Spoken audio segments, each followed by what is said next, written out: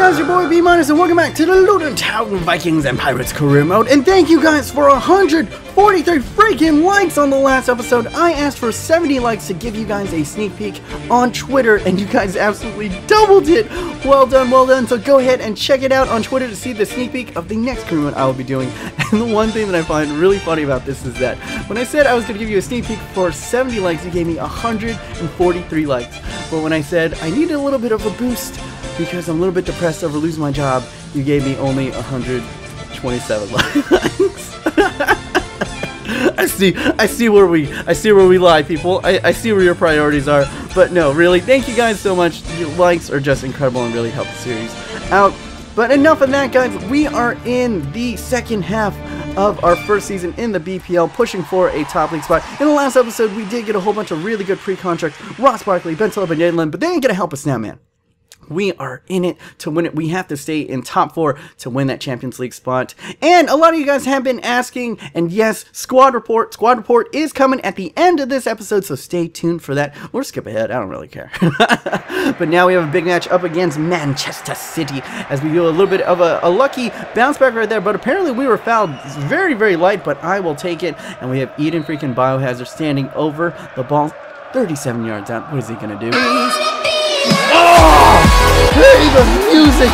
Play the Kanye West music! Because Eden freaking Biohazard is in the building! Oh my goodness, 37 yards out. I thought the keeper was going to get to this, as you can see, but it bounces at just the right spot. Eden freaking Biohazard! Oh, how did that sneak in at the near post? As you can see, this is the most magnificent angle. Curves out, and then curves back in, and then just drops like a dime, and what a magnificent free kick from Eden Hazard. Look at that white watermelon going to the back of the net. But I will tell you one person who's not impressed. Devontae Cole is sitting on the bench. Look at him. Look at him. Unimpressed Devontae Cole is unimpressed. But enough of that. Back into this game right here. And I couldn't even say it. I couldn't even say what I wanted to say in time before Manchester City scored. And this is almost real time. 7 minutes in game. Pretty much, they pull one back. Jovetic, Patty Maynard, what are you doing? And as you can see, that's where we're gonna have a lot of faults this season, is we only have a 65 rated keeper. But Milner, where was Milner passing that ball? Gives it right to me, and I sweated across. I had to do it. I had to do it. Where was Milner passing that ball? But we will take that gift horse on the mouth, and we will kiss it. And then we were able to get the kill shot in the 81st minute. Hayden Turner, who hasn't popped up to score many goals in a while, getting ourselves the winner chicken dinner right there. And I just wanted to show this pass. It doesn't really lead to anything right there, but what a ridiculous pass by Dunn right here, running in the wrong direction. Usually that's a spell for disaster of a super weak pass, but Dunn, what a magnificent pass right there. And it doesn't get any easier. We get the Manchesters back-to-back. First Manchester City and Manchester United. Now they sit above us by 1 point, so if we can win this game, we will go ahead and go into 3rd place in the Barclays Premiership. And we free Jordan Ibe. Can he cut inside? He does the heel-to-heel flick, and oh, he gets taken down in the 80th minute. This was a highly defensive game. It was not fun to play Manchester United at all, but we are gifted with a penalty and a red card for Anders Herrera. And you are gone, good sir. Better luck next time. And we have Eden Hazard step up. I didn't want to take any chances. A bad penalty, but anyone that goes in still counts, and we are able to sneak a win past Manchester United. Back-to-back wins against both the Manchester club. You ain't going to see all that much. But then we drop form in the EuroLeague, playing away at Heerenveen. And yeah, 0-0. And now they're coming fast and furious, guys, in the FA Cup. And yeah, pretty much we get a run of cup games where pretty much nothing happens. 0-0 back-to-back after 2 wins back-to-back. At least we aren't losing, and we're going to have to replay Burnley in about a week. And now we're into our home leg in the EuroLeague up against Heerenveen. And we are on the break right here, 22nd minute, and we let out the Solanke, and oh! Woo! The man has been growing so immensely, but he is not going to win that starting spot with that. But he does win us a penalty. You're going to see it on the replay, guys. This is a light penalty. He actually gets his shot off, and he gets tripped at the last second. A light penalty, and I'm going to take it, and a lot better this time from Eden Hazard. The man is lethal from the pen spot, as we know in real life. And then look at Hayden Turner. He's like, hey, pretty much anytime Hazard's going to score, I'll score 2. He's the follow-up, and look at that little bit of movement, and he's got pace for a midfielder. He's got over 80 pace in that center midfield spot. And there we go, Hayden Turner, descendant of William Turner, getting ourselves the kill shot once again. He is a closer, and we sit in 4th place. Unfortunately, we did not overtake Manchester United. I do not know why. That's a little bit weird, but we're going to keep on continuing it up against Arsenal, and this is going to be the most unique way to concede a goal. I can guarantee that no one has ever conceded a goal like this on YouTube ever before. And as you can see, you see where my controller is? You see where my guy is right there? You see why he's not moving? Right as I started this game, I remember that I hadn't pulled my laundry out, and I had to pull them out right away. So I ran to the laundry machine, and I thought I could get back in time, and as you can see, I didn't. And that is the most... Uh-oh, retard alert! Retard alert, class! The most unique way that anyone has ever conceded a goal on Crew Mode on YouTube ever. I can honestly say that no one else has ever conceded a goal like that on YouTube.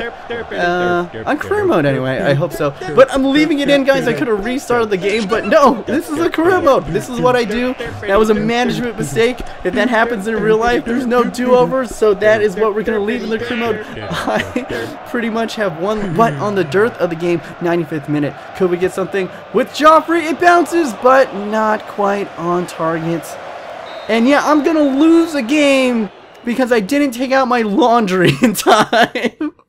And that must be one of the most unique ways. Come on, that has to be account for something. Oh, please. But unfortunately, we're in the replay up against Burnley, and we are so lucky that he misses. But that is not a miss. I thought Kim Soo-Beam actually gets a touch on it, but it deflects off of his shoulder and into the back of the net. And we are down against Burnley and in trouble as we could possibly go out of the FA Cup. Penalty? How is this not a penalty right here? He gets all heel. All heel. I'm going to run it back for you, and oh my goodness. How is that not a penalty? Obviously, the refs weren't going to help us out this time because we got late penalties. But now, oh my god, Bommy has just destroyed the whole entire team. The kid's got 97 acceleration, 98 sprint speed. The man is Walcott incarnate, and he is able to get ourselves back. But, oh, what an amazing series of saves right here by both of our keepers. But then, our keeper, Ortiz, almost letting in an own goal of the century. How did that I would have given up. I would have quit YouTube right there if that would have gone in. But unfortunately, 88th minute, we aren't able to get onto the header of the cross, and he's going to punt it deep. And they were going to have one last shot on, one last attack movement, but we were able to win it back, and we go over the top to Solik. What is he going to do? Is he going to come back? Is he going to play the cross? No, he cuts inside. No way he's going to, oh my goodness. What a shot. Oh, I thought just in that moment, I said, screw it. Redemption shot, and Dominique Solanke, the Chelsea man, going near post. OP. There's the definition of near post OP. Keeper dives the wrong way, and we were able to get past Burnley. Good on you guys. Mwah. My hat's off to you, Burnley. You made me work for it, I must say. And we are still in 4th place in the Barclays Premiership. That loss against Arsenal wasn't too damaging, but oh, what an absolute gift to Eden Hazard. And it goes off of the crossbar. Oh, unlucky, unlucky. And Sunderland were putting up a fight up against us. And Darikwa, that is why he's right back, goes on through. But he could not finish it in the 89th minute. Could we get something right here? Ryan Boateng, the brother from another mother. What is he going to do? Sweats it across, and it somehow 5 holes and finds its way through 2 defenders and the goalkeeper onto the boot of the regen of Didier Drogba as he karate kicks the flag, and the number 11 for Luton Town has put a last-second winner at the death of the game. And there you go. Much like Drogba of old, he's just clutch, baby. He is just clutch, and we are able to get a valuable 3 points. And Dominique Solanke piping up about his wages, and I'm gonna give it to him. He's grown immensely. As you can see, 77 overall for a freaking 20-year-old. I'm gonna give him all of his demands. 2 years, 10K, 20% per goal. You go ahead and get him. Important first team. I was a little bit cheeky on that, but you know, if he does anything else, we'll give him crucial first team. And now we're back into the EuroLeague. An amazing save by Ortiz, making up for some of his mistakes in the past. He's a decent shot stopper. He can't really handle the ball all too well, but he's decent at putting his body in front of it. But as you can see, we were just getting peppered with shots over and over again, and we were lucky to escape Locomotive. This is the away leg with a 0-0 tie. Whew! I am glad about that. And look at this, Dominic Solanke, one of these transfer sagas again, saying, I'm going to play out my contract. I'm going to leave, and that is heartbreaking because he is our best striker by far. So I went in, give him everything that I got. As you can see, it's absolute maximum because you can't get that unless you give him everything pretty much right there. Crucial first team, 22 years, everything, there you go. And I'm a little bit nervous, I must say, because Dominic Solanke is our brightest star right now, our brightest growing star, but we can't let that get into our heads because Devontae Cole said, you know what? You know, coach, I'm here too. And I'm scoring goals in an FA Cup against Liverpool right now. Pay attention to me, coach. I'm important. But then Dominic Solanke coming back and saying, well, I'm pretty important too. So I'm worth all that money that you're going to be offering me. And we are up 2-0 against Liverpool, of all things, in the 20th minute. But you know they were going to be coming storming on back. And look at this. He fades, man. Look at that. Our keeper actually, I was mashing the clear button. I was mashing triangle as much as I could. And then freaking Ortiz kicks our defender before he can clear the ball. And sometimes this game, but it's okay. I was a little bit stressed right there. But Joffrey able to get the kill shots in this game. Apparently I just like saying that in this episode. And there we go. We offer him more money, and surprise, surprise, Dominic Solanke said, you know what? I'm gonna stay at the club. And whoo! You know what? It's a relief. First Padamir, now Solanke, but they have guaranteed their future to the club, and I cannot be happier because he's going to be a beast in the next coming seasons. And now we are in our home tie, so this is going to be crucial right here. But look at this, very dangerous tackle to the back, and you can already see it if you look at there. Yep.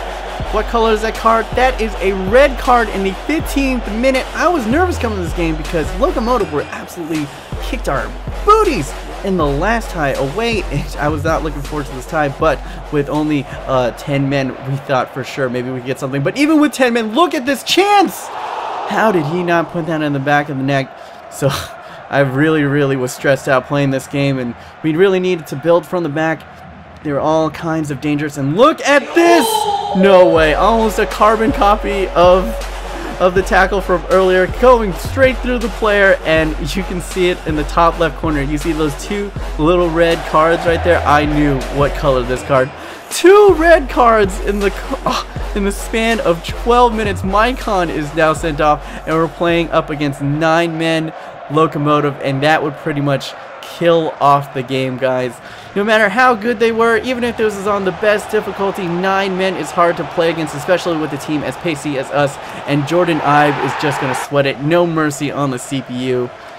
What a ridiculous episode. Just weird things are happening left, center, and right. And as you can see, we get an offer from Wales right here, which was interesting. Play with Bale, but I'm going to go ahead and reject that. I'm rejecting all offers. I do want the England job. I think that's the only international job that I would like to get. And now we're in this match up against West Bromwich Albion, and they would be the ones first attacking right here. Getting a good shot, and that is Wyland Roofer with a good parry away, and fortunate for us, they were not able to sink in the rebound. And just look at the pace of Gigi right here, streaking across, and he's going to try to sweat it, but unfortunately parried away at the last second. But now we were back on the attack. Ryan Boateng. Oh my goodness, he hasn't shown up in the past couple games, but he's in right here. Hey, enough of that drama with Solanke and Gigi and all these other kids. You remember me? You remember me? And with that absolute monster, he is left-footed. A rocket! The man is a pocket battleship top shelf. What an absolute wonder strike. Well, maybe not a wonder strike, but pretty nice goal. If I say so myself, and that would be enough to put us past West Brom. And we're going to go into the final game of this episode up against Everton in the EuroLeague. And look, give him a red card, give him another red card, and look at Ross Barkley. No love lost. He is joining us at the end of the season, but he is playing his heart out. He is definitely given his all, and I like to see it. I like that. The man is competitive no matter what, but this game wasn't that competitive because it ends in a 0-0 draw. Alright guys, a lot of you guys asked for the squad report, and I am a man of the people, so let's get into it. You guys can pause it at any time you wish, but I'm going to go over the ones that pretty much, I don't know, the ones that really have been showing great potential, I guess. Speaking of showing great potential, I'm looking at the screen right now. Viciano Ortiz, he was a rookie that we basically picked up at the start of the year, and as you can see, showing great potential, and he is our highest rated keeper right now at 65, tied for Alonso Salcido, who I think is the regen of either Howard or Brad Friedel. And as you can see in his stats right here, he has pretty well-rounded stats, everything in the high to mid 60s, and he's been growing very, very nicely. Salcido also doing not too bad, not too bad. Timon Wellenreuther, the guy that we brought in from Schalke, pretty much all of them have been doing pretty darn well, as you can see right here. Pretty much we're going to have all three of them kind of battle it out and see who's the best keeper, and we're going to keep one of them at the end of the year. Next up are our right backs. Kevin Malkiet has just been lightning. I'm loving this kid so much. I would have never gotten him if he wasn't a pre-contract. Look at those stats, just all pace all day, 91 stamina. He's got decent dribbling. He feels amazing when he's on the ball, when he's running with it. He's got pretty good crossing, short passing, stand tackle. He's pretty much got it all that I want in a right back. Next up is Dariqua, and he's been pretty darn good too. As you can see, he's very similar in the stats of Malkiet. Just a lot of paciness. Maybe not as great with the balance and the jumping, but man, look at him. Even got mediocre finishing with 61 finishing, and even better dribbling than Malkiet. So it's going to be a battle for these two. We have a very healthy rotation at right back. And next year, remember, we are bringing in Yedlin. So it's going to be very, very interesting battle at that right back position. This guy is an absolute monster. I cannot believe him. He's another rookie that we got at the start of this season, Marcus Bernholt. And oh my goodness, look at this. He started out with those physical stats: 81 speed, freaking 77 acceleration, 86 jumping, and 87 strength, and even decent stamina at 77, and decent reactions. Amazing aggression. As you can see, he's grown by 3 all the way up to a 78, guys. Oh my goodness. 77 slide tackle, 78 stand tackle, 75 heading accuracy, and 77 marking. What an absolute animal. And he's even got almost 70 in the short passing, and he just, you guys don't see it because I don't give too many of those defensive highlights, but look at him. He's got the strength, specialty, as well as he's 6'4". He wins everything in the air. Like, if you've seen any of the headers that have gotten past me, it wasn't toward Bernholt. Bernholt knocks and destroys everything in the air. Paddy McNair, the Manchester United man, is growing very nicely, although he's had a couple of defensive mistakes. And remember, he has the potential to be special, and he's just very well-rounded, as you can see in the sense.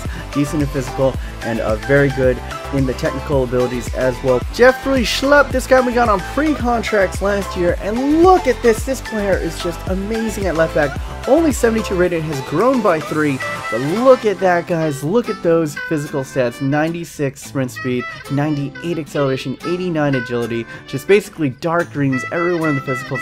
And there's the weird thing about him: he can play left back, left mid, and striker, and is left-footed. What a weird but pretty damn good player, Jeffrey Schlupp. Hayden Turner, the descendant of Bootstrap Turner, the descendant of Will Turner, a pirate through and through. We got him, I believe, our 2nd season, and man, oh man, he has just grown into an absolute monster. Look at these stats for a center midfielder, man. The regen of Frank Lampard, and I mean, just look at these stats, guys. Already really good in the physical stats for a center mid, and now he's growing even more. Congrats to Ruben Loftus-Cheek over the weekend for making his first Chelsea start, and the man has been excellent for us. The only thing that kind of is a bummer is that he kind of does nothing else besides pass, as you can see right here. Not all that great at finishing, and not all that great in the stand tackles.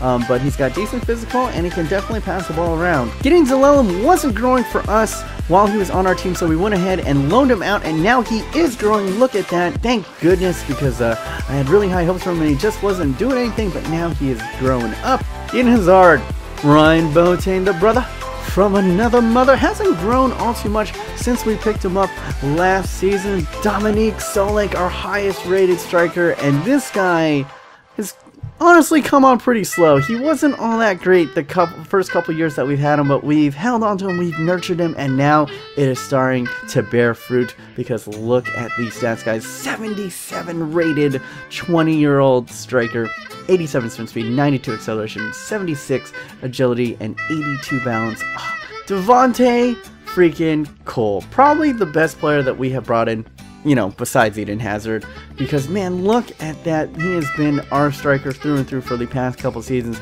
97 acceleration, 98 sprint speed, and he's got the stamina to back it up with 73. Really good agility. The only thing I wish he had higher skill moves, and then he would just been outrageous. Jordan Ibe is just incredible, guys. Up to a 73, growing by 2, and he's got great pace, physicals, as you can see right here, and he's developing quite nicely in the technical abilities, and he's just gonna be, I have such high hope for him. And that is pretty much it, guys. Hopefully you enjoyed the squad report. I basically went over the ones that pretty much matter to me, but you can go ahead and pause it on any of these players right now to see all of their full growth and stats. I just didn't want it to drag on for too long. We are quickly approaching 3K in subscribers, and that is just incredible. Thank you so much, guys. Remember to leave questions for my Q&A special coming up down below with the hashtag Q&A. Remember, go ahead and smash this like button. Tomorrow I got a Hidden Gems episode coming out for y'all. And until next time, hopefully you guys are having an amazing day. My name is B-. Thoughts and prayers out to Nepal. And until next time, stay humble.